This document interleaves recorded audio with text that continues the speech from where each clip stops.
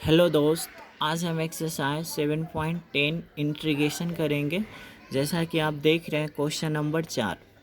यहाँ से देखिएगा, क्वेश्चन नंबर 4 को देखते हैं दोस्त कि 0 से 2 है। आपका ये सवाल है। इस सवाल को बनाने का मेरे पास या आपके पास दो मेथड है। पहला मेथड है, या तो आप 7.1 की तरह बनाओ। 7.1 की तरह का मतलब प्रतिस्थापन विधि से। प्रतिस्थापन विधि का मतलब है आप x+2 को आप y मान लो, सारा फलन y के रूप में चेंज हो जाएगा। फिर आप लिमिट को भी y के रूप में चेंज करके इस सवाल को आप बहुत आसान तरीके से बना सकते हो। ठीक है, बट यहाँ पे एक नया सोच हम डेवलपमेंट करते हैं। देखना दोस्त, क्या है, हम देख रहे हैं कि इसमें x में कितना जोड़ा गया। तो पहला स्टेप हम क्या करते हैं, x में 2 जोड़ देते हैं, 2 घटा देते हैं। फिर से समझना, ये एकदम पक्का सोचने वाला हम मेथड बता रहे हैं। ठीक है, ये सवाल है मेरा एक्सरसाइज 7.10 का क्वेश्चन नंबर 4 है। इसमें हम क्या देखते हैं दोस्त कि x में कितना जोड़ा है, 2। तो पहला स्टेप, x में हम 2 जोड़ देंगे, x में हम 2 घटा देंगे। मेरा इस स्टेप, ये मेरा क्वेश्चन है कि x into root under x+2 dx। हम क्वेश्चन को देखते हैं तो मुझे पता चल रहा है दोस्त कि x में कितना जोड़ा गया, 2। तो हम क्या करते हैं, ये जो रूट के बाहर x है इसमें हम 2 जोड़ देते हैं, 2 घटा देते हैं। ठीक है, बगल वाला जाऊँ के तो पहला स्टेप क्लियर है। दूसरा स्टेप में x+2 को गुना कर देते हैं, रूट अंडर x+2 में कर दिए, माइनस है माइनस। फिर 2 को गुना कर देते हैं रूट अंडर x+2 से। फिर से समझेंगे, रूट अंडर x+2 को गुना करेंगे x+2 से, हमने गुना के रूप में लिख दिया। फिर 2 को गुना कर देंगे। अब यहाँ पे समझिएगा, इसको घेर देते हैं। ठीक है दोस्त, यहाँ पे हम इसको घेर देते हैं, बगल में क्या है, dx। अब यहाँ पे समझना नोनू कि देखो, गुना में पावर जो होता है ना वो जुटता है, गुना में पावर जुटता है। तो देखो, रूट का पावर का मतलब है 1/2 और इसका पावर है 1। हम यहाँ पे थोड़ा रफ में हम आपको समझाना चाहेंगे, 1 मिनट। थोड़ा सा हम रफ कर लेते हैं दोस्त। जैसे कि मुझे x+2 और रूट अंडर x+2 को अगर मुझे मल्टीप्लाई करना है, ठीक है, तो ये x+2 है और यहाँ ये x+2 है। ये रूट का मतलब क्या होता है दोस्त, हाफ। और देखना, गुना में पावर जुटता है, तो आप मुझे बताना, पावर यहाँ पे 1 है, पावर है मतलब 1 करोड़ और आधा करोड़ कितना होगा, 1.5 करोड़। और 1.5 करोड़ को हम क्या लिखते हैं, 3/2, मतलब इन दोनों का मल्टीप्लाई। ठीक है, अब आते हैं क्वेश्चन पे। तो देखिए, जैसा कि यहाँ पे आप देख रहे हैं, इसमें हम, ये मेरा सवाल है, x में कितना जोड़ा है, 2 हम जोड़ दिए, 2 घटा दिए। अगला स्टेप, रूट अंडर x+2 को x+2 में गुना कर दिए, माइनस। फिर रूट अंडर x+2 को 2 में गुना कर दिए। ठीक है, अब देखना, गुना में पावर जुटता है, तो आप मुझे बताना कि ये सेम है, x+2 यहाँ भी, x+2 यहाँ भी। रूट का पावर, रूट का मतलब हाफ होता है और यहाँ पे पावर फुल है, तो मतलब 1 करोड़ और आधा करोड़ कितना, 1.5 करोड़। 1.5 करोड़ का मतलब होता है 3/2 माइनस, ये 2 है दोस्त, ये x+2 है। ये रूट का मतलब, ये रूट का मतलब क्या होता है, हाफ। अब समझना, मल्टीप्लाई कर दिए। अब देखो, हम इसको देंगे इंटीग्रेशन 0 से 2, तो बोनस क्या मिलेगा, dx। ठीक है, हम अलग अलग कर रहे हैं इन दोनों चीज़ जो है ना, इसको। ठीक है, फिर हम इसको देंगे इंटीग्रेशन, तो इसको बोनस क्या मिलेगा, dx। पक्का समझ में आया। पहले हमने इन दोनों का मल्टीप्लाई किया, फिर इन दोनों का मल्टीप्लाई किया, फिर इस फर्स्ट टर्म को इंटीग्रेशन देंगे तो बोनस मिलेगा dx। फर्स्ट टर्म को सेकेंड टर्म को इंटीग्रेशन, बोनस मिलेगा dx। चलो, अब यहाँ पे देखना इंटीग्रेशन कैसे किया जाता है। देखो, पावर वाला का अगर इंटीग्रेशन करना दोस्त तो एक जोड़ते हैं, लेकिन यहाँ पे वो कॉन्सेप्ट हम नहीं समझेंगे। देखो, अगर मुझे इसका इंटीग्रेशन करना, कुछ नहीं, ये जो नीचे वाला है ना 2, उसको ऊपर में जोड़ दो, तो ये 2 को हम 5 में जोड़ेंगे तो कितना होगा, 5/2। इसको उलट दीजिए, 2/5। ठीक है, कहाँ से कहाँ इंटीग्रेशन, कहाँ, 0 से 2, फर्स्ट टर्म ख़त्म। ठीक है, समझ में आया ना। देखो, ये नीचे वाला 2 को ऊपर 5 में जोड़ दो तो 5/2 हो जाएगा। 5/2 का उल्टा 2/5, ये इंटीग्रेशन होता है। ठीक है, अब यहाँ से समझिएगा, 2 कांस्टेंट बाहर और मुझे इसका इंटीग्रेशन करना। गौर से समझना दोस्त, गौर से समझना। देखना, 2 कांस्टेंट कहाँ बाहर, इसका मुझे इंटीग्रेशन करना, नीचे वाला 2 को ऊपर में 1 में जोड़ो तो कितना होगा 3/2, और 3/2 का उल्टा यहाँ पे लिख दो 2/3। दिख रहा है ना? हाँ दिख तो रहा है।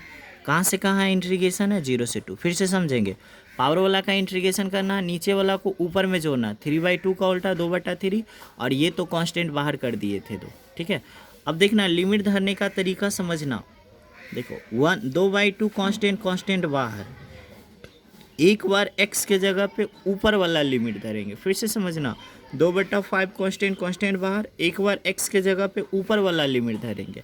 तो ऊपर वाला धरिए तो यहाँ पे रखिएगा 2, तो 2 कितना हो जाएगा 4, उसके पावर में कितना होगा 5/2। ऊपर वाला धरा गया माइनस, ऊपर वाला धरा गया माइनस। अब यहाँ पे रखेंगे x के जगह पे 0, 0 में 2 जोड़ेंगे कितना आएगा 2, और उसके पावर में कितना होगा दोस्त 5/2।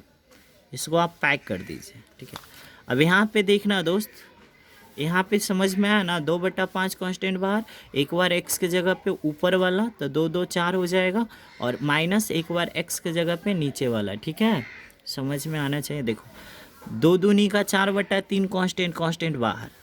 फिर से समझना, 2 दूनी का 4/3 कांस्टेंट बाहर, एक बार x की जगह पे 2, तो 2 2 कितना 4, तो यहाँ पे हो जाएगा दोस्त 4 के पावर 3/2 माइनस, एक बार x की जगह पे 0, 0 में 2 जोड़ेंगे 2 ही आएगा, 2 के पावर 3/2।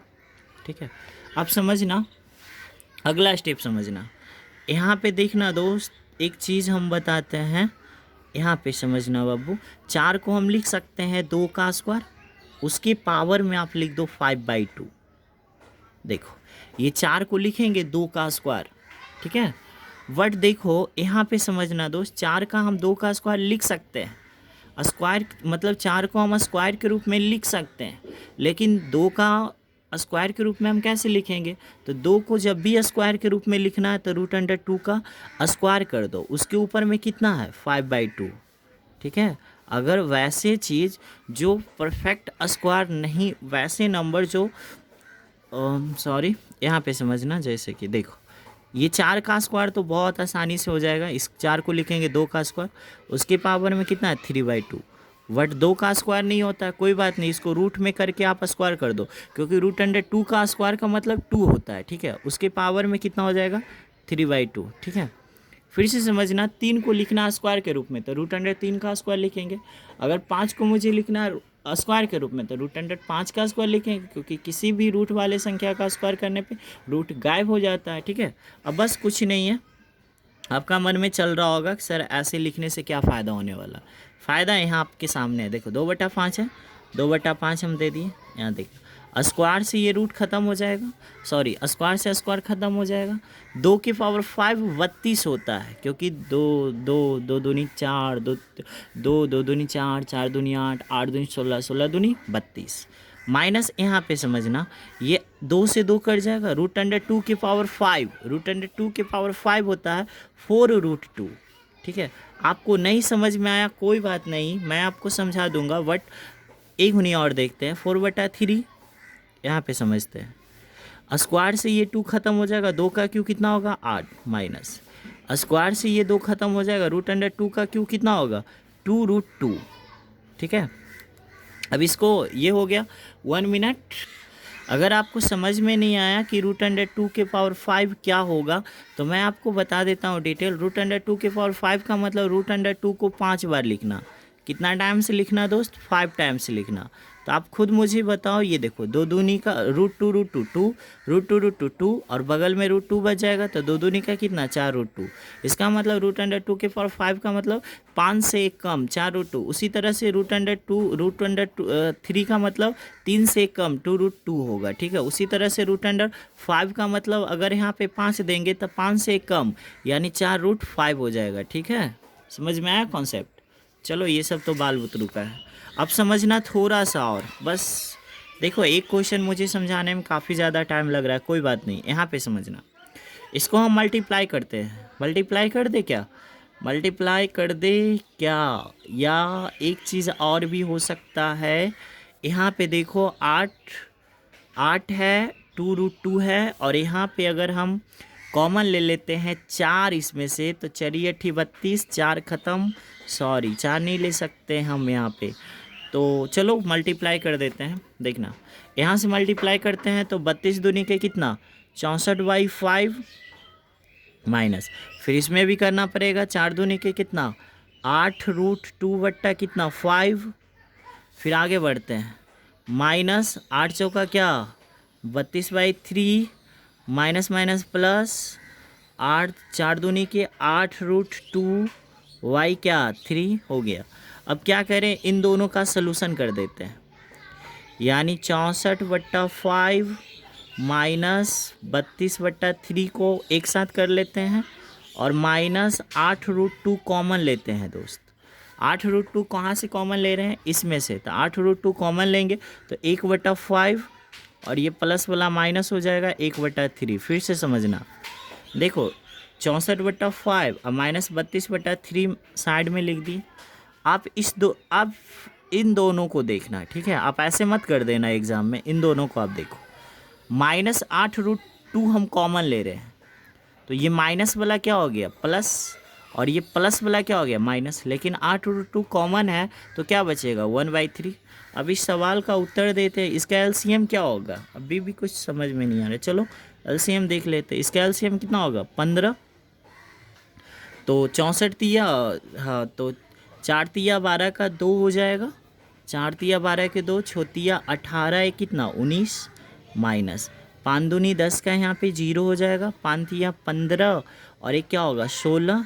यहाँ से देखते हैं 8√2, इसका सॉल्यूशन करते हैं तो इसका भी एलसीएम कितना होगा 15, तो 5 तिया 15 यानी यहाँ पे 3 हो जाएगा, होगा ना 5 तिया 15, 3 पचे 15, सॉरी गलत हो गया क्या, नहीं बीन का जोड़ ये सही तो है, ठीक है। अब यहाँ से देखना थोड़ा सा 192 में से 160 घटाएंगे तो यहाँ पे 2 होगा, 9 में से 6 गया कितना 3, यानी 32/15 यहाँ पे आ रहा, 192 में से 60 32/15 और यहाँ पे आ जाएगा।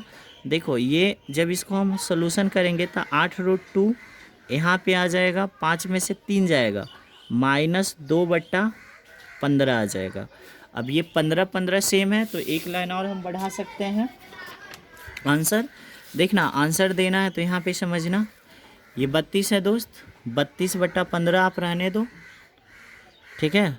और देखना, और ये माइनस माइनस क्या प्लस 8 दूनी का कितना 16√2 और बट्टा क्या 15, ठीक है, समझ रहे हैं ना। और इसका आंसर अगर देना है तो इसका आंसर आप इसी रूप में लिख सकते हैं 32 + 16√2 बट्टा 15। इस सवाल का यही उत्तर है, ठीक है।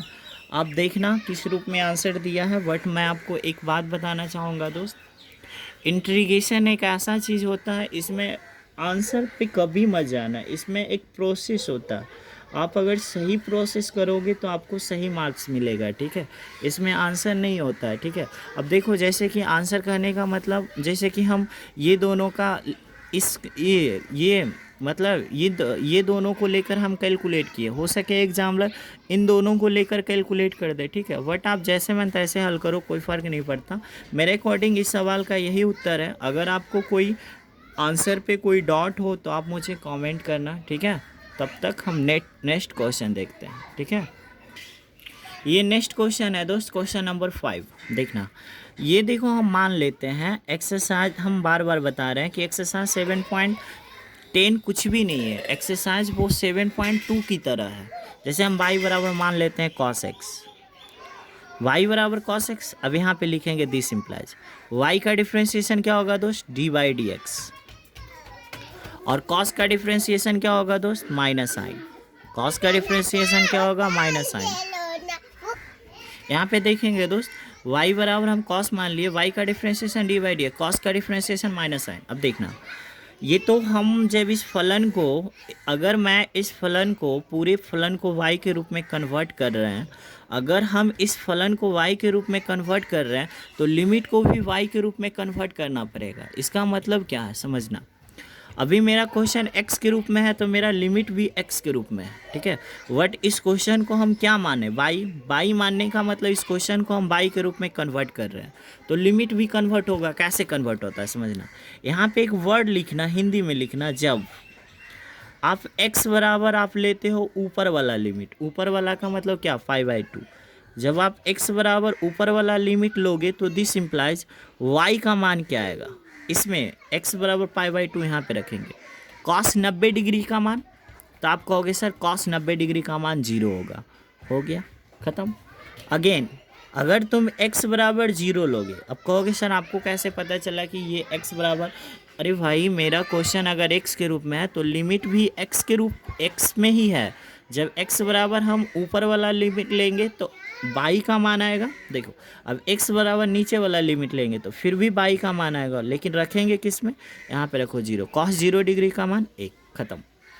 अब देखना, इसको हम मान लेते हैं समीकरण 1 दोस्त, ठीक है, और यहाँ पे हम इशारा कर देते हैं, इसका मतलब समझते हैं, इसका मतलब है समीकरण 1 से। अब यहाँ देखना इंटीग्रेशन, देखो जब आप π/2 लिए हैं तो आंसर क्या आया है, 0, रख दीजिए। जब आप 0 लिए हो तो आंसर क्या आया है, 1 रख दिए। मतलब जब लिमिट π/2 के जगह पे क्या आ जाएगा, 0, और 0 के जगह पे क्या आ जाएगा, 1, ठीक है। अब यहाँ से देखना, ठीक है, अब देखना 1 है, 1 दे दो, प्लस cos x है, cos x को आपने क्या माना है, y, तो यहाँ पे क्या हो जाएगा, y²। और यहाँ साइन को रहने दो, यहाँ पे हमेशा 1 देखना। फिर से समझना, जब भी आप हर को मानोगे, जब भी हर को माना जाता है तो आप इस रूप में लिखना, ऊपर 1 लिख देना, नीचे लिख देना, ठीक है। अब देखो ना, देखना बाबू, हमको चाहिए साइन dx का मान, साइन dx का मान, तो देखो साइन है, ये dx इधर चला जाएगा, माइनस किधर आ जाएगा, इधर आ जाएगा, क्योंकि देखो हमको चाहिए किसका मान, साइन dx का मान, तो यहाँ से निकल जाएगा साइन dx का मान, माइनस ये जो माइनस है, ये जो माइनस है नूनू, इस माइनस को इधर भेजो, यानी माइनस dy। बस अब सवाल में कोई जान ही नहीं रहा, ख़त्म हो गया। देखो माइनस कांस्टेंट बाहर हो जाएगा। अब आपका 1 से 0 है, ठीक है, 1 + y², बगल में क्या है, dy। समझ में आ गया, पक्का आया होगा, फिर से समझना। माइनस है, ये माइनस है, माइनस कांस्टेंट कहाँ, बाहर, ये सब लिख दिए। अब देखो एक प्रॉपर्टीज होता है जो कि हम एक्सरसाइज 7.11 में पढ़ाएंगे, बट अभी आप मत जानो। अब एक प्रॉपर्टीज़ क्या होता है कि अगर आप लिमिट को चेंज कर दोगे, मतलब 0 के जगह पे 1 लिख दोगे और 1 के जगह पे 0 लिख दोगे, तो ये अगर फलन माइनस में तो ये फलन प्लस में हो जाएगा। बट आप इस चीज़ को अभी मत जानो, ठीक है।